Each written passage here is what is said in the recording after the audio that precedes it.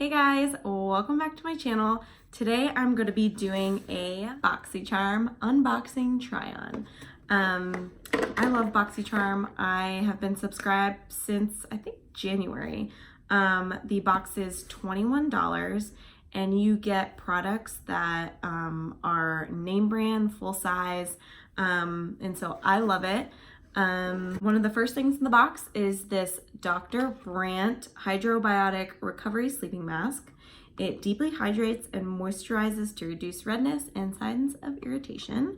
And this retails for $52. So I'm not going to try this on because it's a sleeping mask. I'm not going to use it right now. So the next thing in the box are these eyeshadow brushes. This is a 5-piece brush kit. It is by the brand MODA, I think is what it's called. And these retail for $27.95. So the next thing in the box is this Tarte Clay Play Face Shaping Palette. So this is the thing that I was most excited about. And here it is. It's definitely a neutrals palette, which I really enjoy. It smells amazing. It smells like chocolate. And it looks like a box of chocolates. So yeah. So this palette retails for $45. This is the next thing in the box. It is a brow pen by Billion Dollar Brow. It's supposed to create a microblade effect. And it's super long wearing is what the claims are. And this retails for $18. So the last thing in the box is this Hank and Henry Stick With It Blickity Black Long Wear Liquid Eyeliner in the shade black. And this retails for $20. So I obviously already have my full face on. And so if you want to see how I got this look using my Boxycharm box, just keep watching.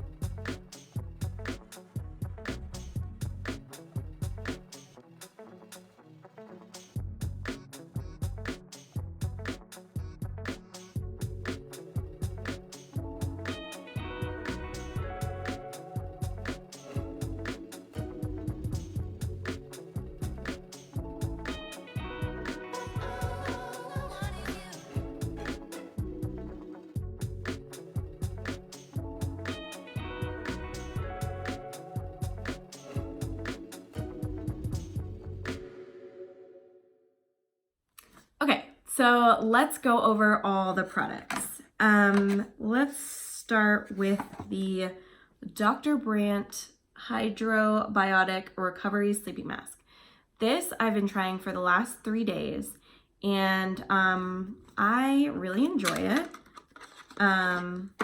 It has so it's supposed to be a mask, but the consistency is more like a lotion.